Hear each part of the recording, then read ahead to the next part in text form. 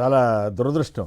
నిజంగానే సినిమాల్లో double meaning డైలాగులు కానీ, ఇప్పుడు ఇందాక నేను చెప్పిన కామెంట్తో మీరు ఏకీపిస్తారా కృష్ణరాజు గారు? సంక్షిప్తంగా చెప్పండి.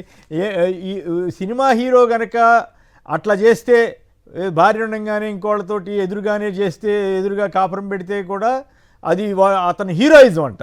మామూలు వాళ్ళు ఎవరైనా చేస్తే కేసు, అరెస్టు, జైళ్ళు. కానీ హీరోలనేమో రాజకీయాల్లోకి రాగానే ఇంకా గొప్పవాడి కింద చూస్తున్నారు. ఈ పరిస్థితి మారదా?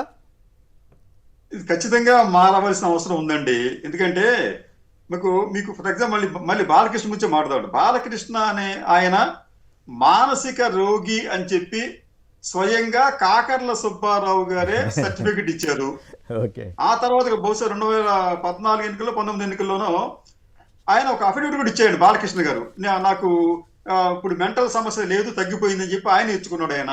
కానీ ఆ సర్టిఫికెట్ లో కూడా నాకు డౌట్ ఏంటంటే అది కూడా అది ఫేక్ సర్టిఫికేట్ ఏమని చెప్పి. ఎందుకంటే ఇప్పటికీ కూడా ఆయన మానసికంగా స్థిరత్వంగా లేరేమోనని అనిపిస్తోంది. ఎందుకంటే ఆయన మాట తీరు, ఆయన చేష్టలు, ఆయన హావభావాలు ఇవన్నీ కూడా ఒక మానసిక రోగికి అంటే మోస్ట్ అన్ప్రిడిక్టబుల్.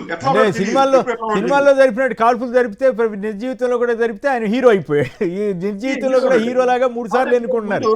మరి నిజంగానే అక్కడ అటువంటి సందర్భాల్లో జనం ఇంత అమాయకంగా ఉంటారా, ఇంత పిచ్చిగా ఉంటుందా ఈ సినిమా పిచ్చి అనేది అనిపిస్తూ ఉంటుంది.